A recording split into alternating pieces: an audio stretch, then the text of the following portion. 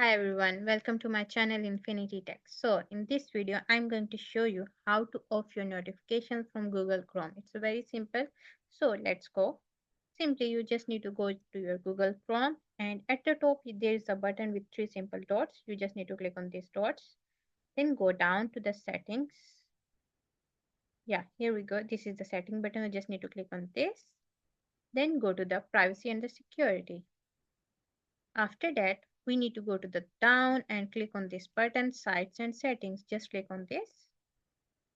And at the bottom, again, you can find the button of the notifications. Click on these notifications. And here we go.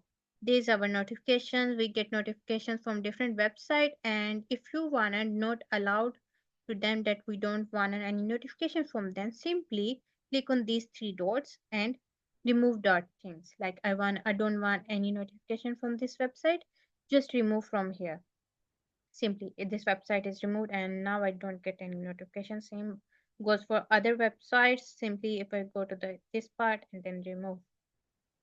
So by following these simple steps, you can easily turn off your notifications from Google Chrome. To get more informative videos like this, just follow my channel Infinity Tech. Bye, take care.